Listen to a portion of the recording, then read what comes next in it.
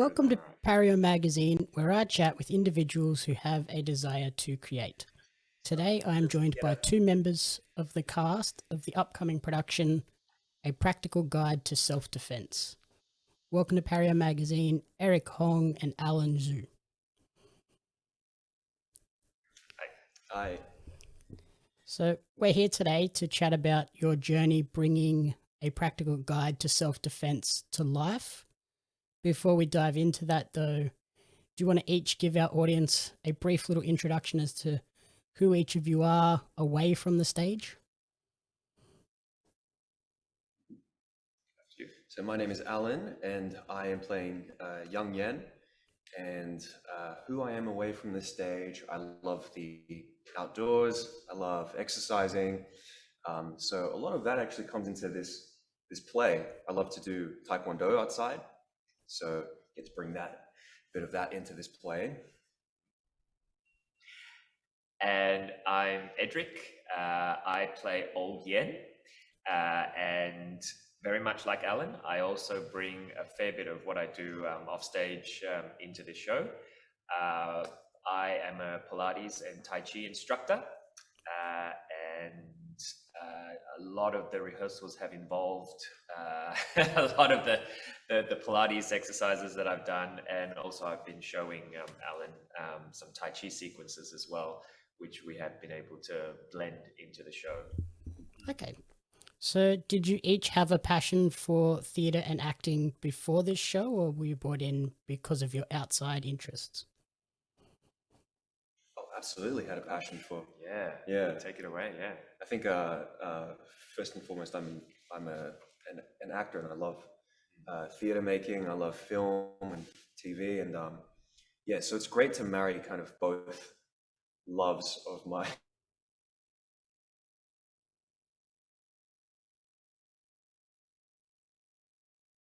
life to the show, like, you know, the physical stuff. But what we have been doing is we've just been workshopping on the floor, kind of working with the unique skills that Eric and I have and incorporating into the show, which is really special.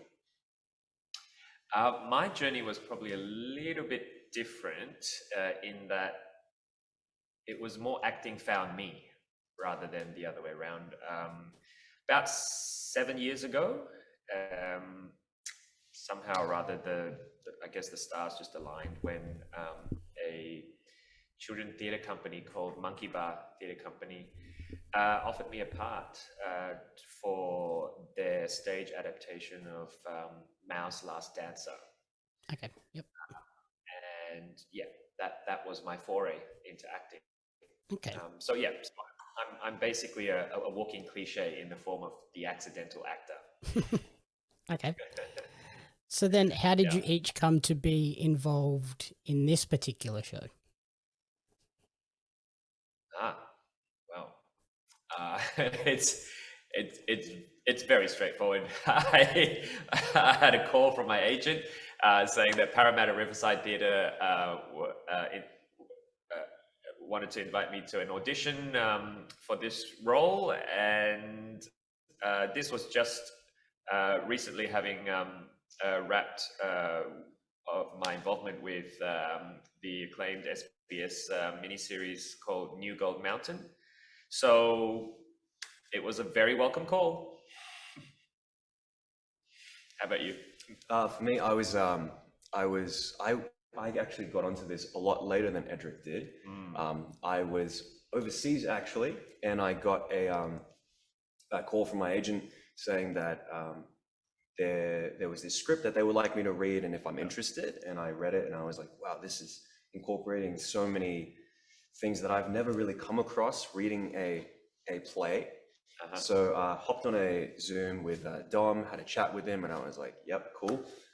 Auditioned for it kind of on the go, but it was so much fun. Like, I kind of just saw the script and I was like, what can I do that's fun with this, that kind of is how I see it in my head a little bit. So yeah. In the middle of your overseas holiday. Yeah. I kind of like that's a true actor. That's commitment. I stitched together. That's commitment. Yeah. It was lots of fun. Yeah, and kind of stitched together this little sort of interactive audition tape, and then sent it through, and then they were like, yeah, we're interested in having you here. And then I found out, I think, 5 days before coming in, and then yeah, here we are. Okay. And with the play focusing on growing up as an Asian in Australia during the 70s and 80s, does that give this show more significance for each of you?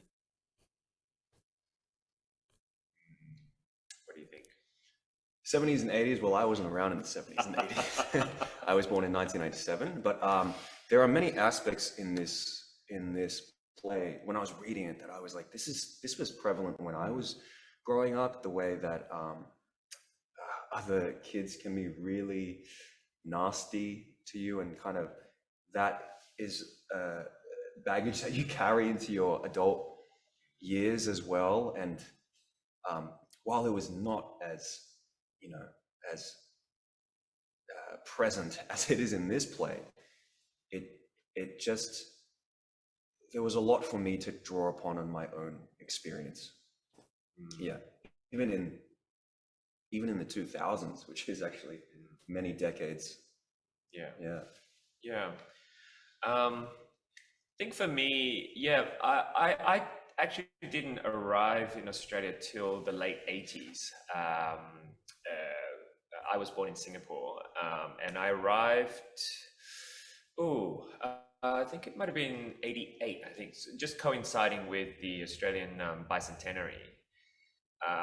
And so, what is it now? Oh, just over 3 decades. So in that window of just over 3 decades, like I've seen the different waves of migration, from East Asia, Southeast Asia, the Middle Eastern migration wave, and also the South Asian migration wave as well.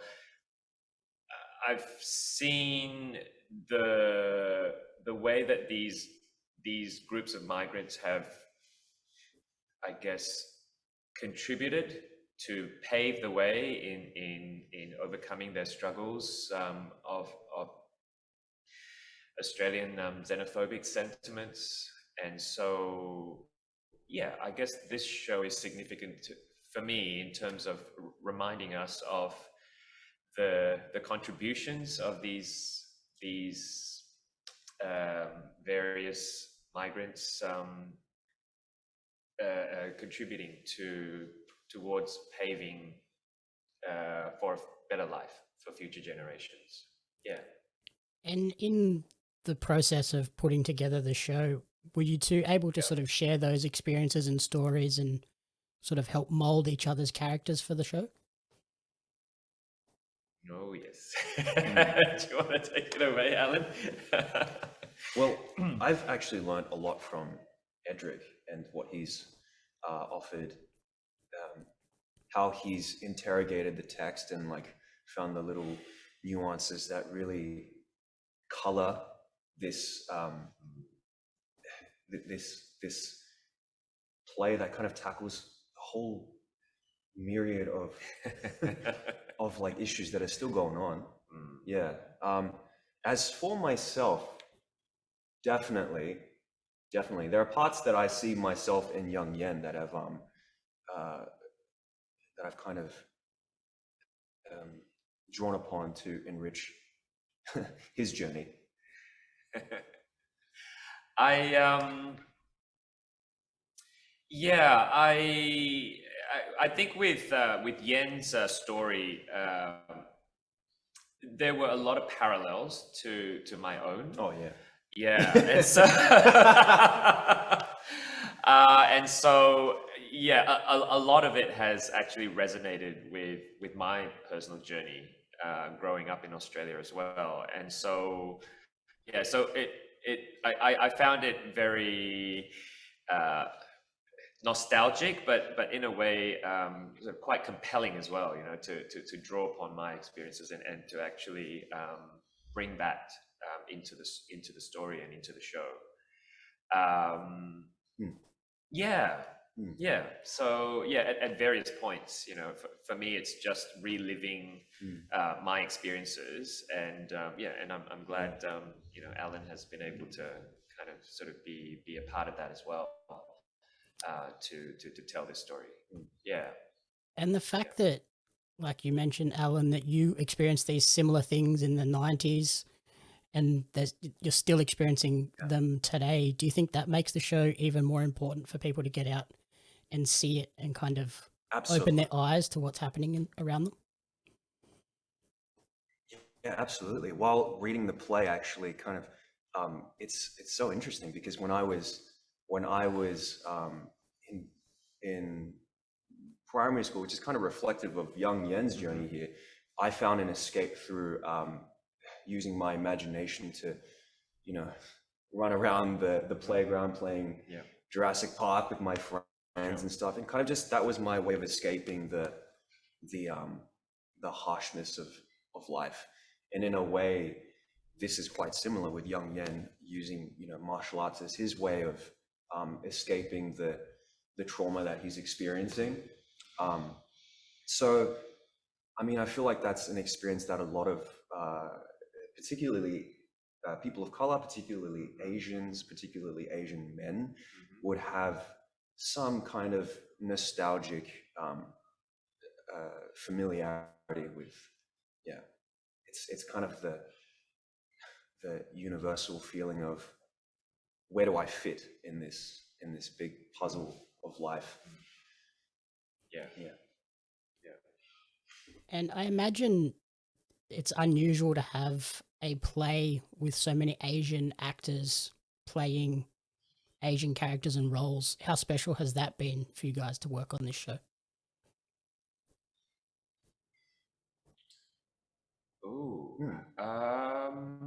It is special in its own way. I think for me, because previously I had been involved in The Peasant Prince with Monkey Bar, and that was an all Asian cast as well. So I think that like that was special in its own way, but it also tells a very different story. This one tells the story of an Asian Australian man growing up in Australia. I think they both bring their own very special qualities to the artistic landscape in Australia for me. I don't know about you. What's your take? Because obviously you've come a lot later. Yeah. Was the question having other Asian actors?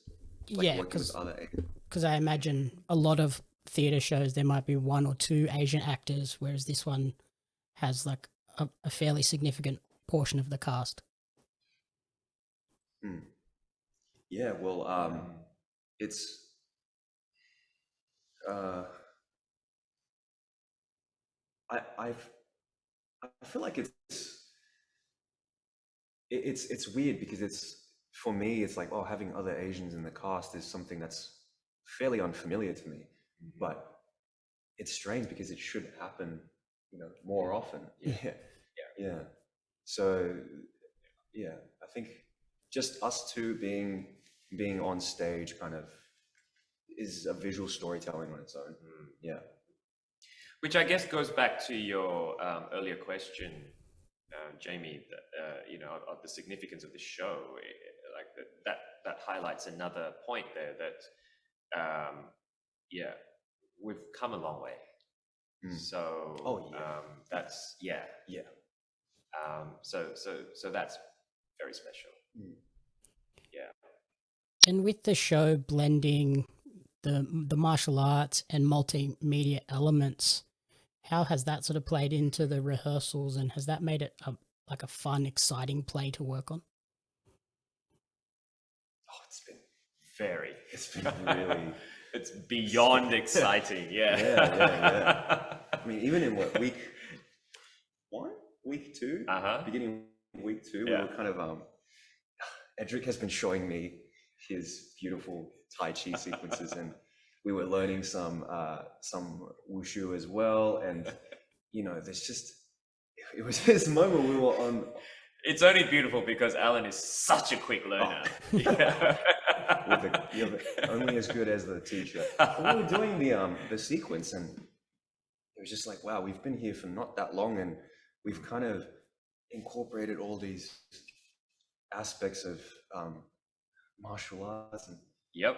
yeah, and it's not just the martial arts, the philosophy of martial arts, and the bringing together and storytelling of, you know, this art form. And it's just really, I don't know, I can't explain it. I can only yeah.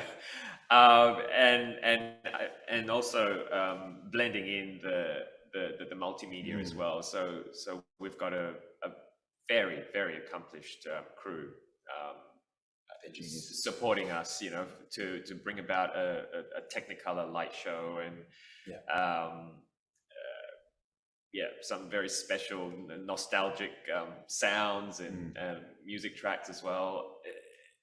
It doesn't get any more special than this. Yeah. Oh yeah. Yeah, which, like, when you hear it and when you see it, it kind of, it informs it adds to what you think, you know. And it's like, oh, okay, I didn't realize about like this part of the show or this part of the character, and kind of just it feels really good. Yeah. Oh yeah. Yeah. Awesome. We're very, very, very excited to bring this show to our audience. Yeah. And in terms of bringing the show to the audience and makes its way down to the Illawarra Performing Arts Centre, November 9 to 12. Now that it's getting very close, how are you feeling? I feel good. Yeah, because I've got a very accomplished partner in crime here. So yeah, I feel good. Yeah, I think we're solid. Yeah. Yeah, I think we make a good team. We're very excited. Very excited to just do what we do. You're coming to see the show, aren't you? I'm hoping to get to the Illawarra Performing Arts Centre because that is the closest one to me. Yeah. Yep. Great. And on that front, have you performed in Wollongong before? I have, yes, with the last show with Peasant Prince, as I mentioned. Yeah. I have never. Yeah. Okay. It'll be my first time. All right. So great first one to be doing. Yeah. It's a great space. Yeah. I'm very much looking forward to returning to stage. Yeah. And yeah, there's a fairly strong Asian community in the Illawarra, so I think this could be a very exciting play for them to go and check out. Yeah, I've visited the Buddhist temple down there many times. Yeah, beautiful. Yeah, great vegetarian lunches as well that they have. So yes, I'm looking forward to going back there and grabbing a few vegetarian meals. Yes. Alrighty. So finally, where is the best place for people to support each of you and track your creative journeys moving forward? Interesting. What's your preferred? Yeah. I'm not sure. What is your? It's just the usual culprits for me. So I've got my own website, so edrichong.com. That's Edric with a D, hong.com. And on Facebook, my actors page, Edric Hong, and on Instagram, what's my handle? At Edric Sydney. Yeah. Right. Well, then mine would be Instagram. So at Alan Yu Zhu, ALANYUZHU. All right, perfect. I will make sure it's there alongside the show details. Thank you so much for sitting down with me, and good luck with the show. Thank you. Thank you, Jane. See you at the show.